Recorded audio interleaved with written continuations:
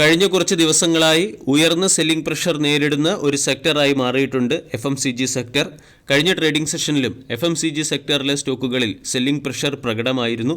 FMCG index തന്നെ കഴിഞ്ഞ ദിവസം 2% ഇടിയുകയും ചെയ്തു. Marico, Britannia, Varun beverage limited, Hindustan Unilever, ITC, Dabur India തുടങ്ങിയ സ്റ്റോക്കുകൾ 0.8 മുതൽ 1.8% വരെ ഇടിഞ്ഞപ്പോൾ Nestle India 3.3%, Colgate Palmolive 3.25%, Godrej consumer product 3%, United Breweries 2.4%, Tata consumer product 2.38%, United Spirit 2% ഇടിഞ്ഞു. FMCG സെക്ടറിലെ കമ്പനികൾ അണ്ടർ പെർഫോം ചെയ്യുന്നതിന് പിന്നിലെ ഒരു പ്രധാന കാരണം കമ്പനികൾക്കാവശ്യമായ ഇൻപുട്ട് മെറ്റീരിയൽസിൻ്റെ വില വർധനവ് കമ്പനികളുടെ പ്രോഫിറ്റ് മാർജിനെ പ്രതികൂലമായി ബാധിച്ചേക്കും എന്നുള്ള കൺസേൺ നിലനിൽക്കുന്നതിൻ്റെ പശ്ചാത്തലത്തിലാണ്. ഉദാഹരണത്തിന് FMCG സെക്ടറിലെ കമ്പനികൾക്കാവശ്യമായ ഒരു പ്രധാന ഇൻപുട്ട് മെറ്റീരിയലാണ് പാമോയിൽ. പാമോയിൽ പ്രധാനമായും ഇമ്പോർട്ട് ചെയ്യുന്നത് മലേഷ്യയിൽ നിന്നാണ്. മലേഷ്യൻ ഡെറിവേറ്റീവ് എക്സ്ചേഞ്ച് കഴിഞ്ഞ ദിവസം പുറത്തുവിട്ട ഡേറ്റ പ്രകാരം പാമോയിലിൻ്റെ ഫ്യൂച്ചർ കോൺട്രാക്റ്റ് 0.38% വർദ്ധിച്ച് 4252 എത്തി. കഴിഞ്ഞ ആഴ്ച പാമോയിലിൻ്റെ ഫ്യൂച്ചർ കോൺട്രാക്റ്റ് വില 4291 റിംഗിറ്റ് പെർ മെട്രിക് ടൺ എന്ന ഒരു വർഷത്തെ ഏറ്റവും ഉയർന്ന ലെവലിലേക്ക് എത്തിയിട്ടുണ്ട്.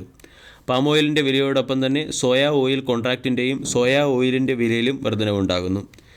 ചൈന, ഇന്ത്യ, മിഡിൽ ഈസ്റ്റ് പോലുള്ള കീ ഇമ്പോർട്ടറുടെ സൈഡിൽ നിന്നും ഉയർന്ന ഡിമാൻഡ് വന്നതിൻ്റെ പശ്ചാത്തലത്തിലാണ് പാമോയിലിൻ്റെ വില ഉയരുന്നത്. പാമോയിലിൻ്റെ വില ഈ രീതിയിൽ ഉയരുന്നത് FMCG സെക്ടറിലെ കമ്പനികളെ സംബന്ധിക്കുന്ന ഒരു നെഗറ്റീവ് അപ്ഡേറ്റ് ആണ്. ഉദാഹരണത്തിന് ഹിന്ദുസ്ഥാൻ യൂണിലീവർ ലിമിറ്റഡ് എന്ന കമ്പനി നിർമ്മിക്കുന്ന ബോഡി വാഷുകൾക്കും സോപ്പുകൾക്കും അതുപോലെ തന്നെ ചില ഫുഡ് പ്രൊഡക്റ്റുകൾക്കും പാമോയിൽ ഒരു പ്രധാന റോ മെറ്റീരിയലാണ്. പാമോയിലിൻ്റെ വില വർദ്ധിക്കുന്നത് കമ്പനികളുടെ പ്രോഫിറ്റ് മാർജിനെ പ്രതികൂലമായി ബാധിക്കും. അതോടൊപ്പം തന്നെ ഇമ്പോർട്ട് ചെയ്യുന്ന പാമോയിലിന് മുകളിലുള്ള ഡിപ്പെൻഡൻസി കുറയ്ക്കുന്നതിന് വേണ്ടി കമ്പനി ആന്ധ്രാപ്രദേശ് ഗവൺമെൻറ്റുമായി സഹകരിച്ച് ലോക്കൽ പാമോയിൽ പ്രൊഡക്ഷന് വേണ്ടി 300 കോടി രൂപയുടെ ഇൻവെസ്റ്റ്മെൻറ്റ് നടത്തിയിട്ടുണ്ട്. ലോക്കൽ പാമോയിൽ പ്രൊഡക്ഷൻ കോസ്റ്റ് എഫിഷ്യൻസിയെ ഇംപ്രൂവ് ചെയ്യാനും അതുപോലെ തന്നെ ഫോറക്സ് വോളറ്റിലിറ്റിയെ കുറയ്ക്കാനും സഹായകമായേക്കും.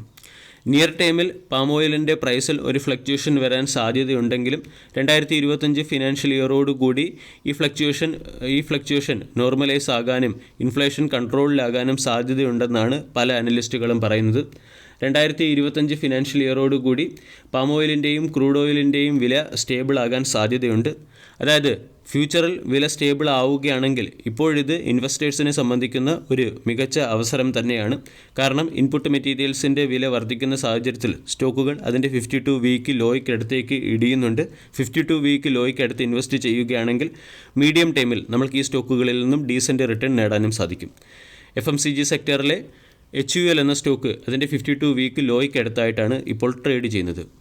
രണ്ടാമത്തേത് FMCG സെക്ടറിലെ മറ്റൊരു സ്റ്റോക്കായ വരുൺ ബിവറേജ് ലിമിറ്റഡ് ആണ്. കഴിഞ്ഞ ദിവസം വരുൺ ബിവറേജ് ലിമിറ്റഡ് 2.5% ഇടിഞ്ഞ് 1399 ക്ലോസിംഗ് നൽകി. 1.81 ലക്ഷം കോടി രൂപയുടെ മാർക്കറ്റ് ക്യാപ്പുള്ള കമ്പനിയുടെ valuation 88.48, 52 week high 1561, 52 week low 645.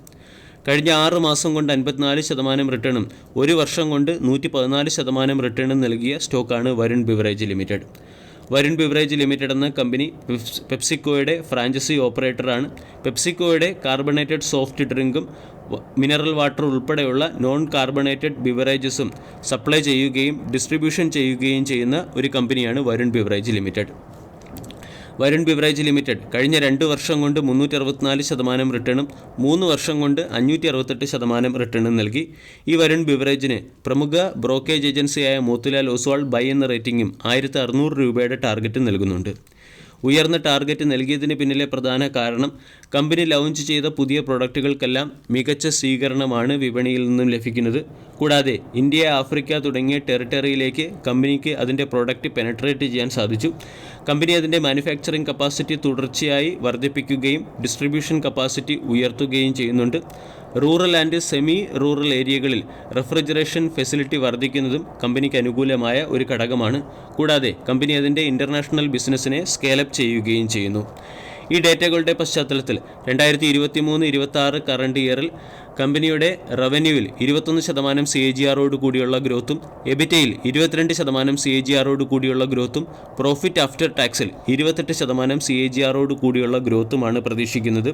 അതുകൊണ്ടാണ് മോത്തിലാൽ ഒസ്വാൾ 1600 രൂപയുടെ ടാർഗറ്റ് വരുൺ ബിവറേജ് ലിമിറ്റഡിന് നൽകുന്നത്. സ്റ്റോക്ക് ഇപ്പോൾ ഓവർ ബോട്ട് സോണിലോ ഓവർ സോൾഡ് സോണിലോ അല്ല.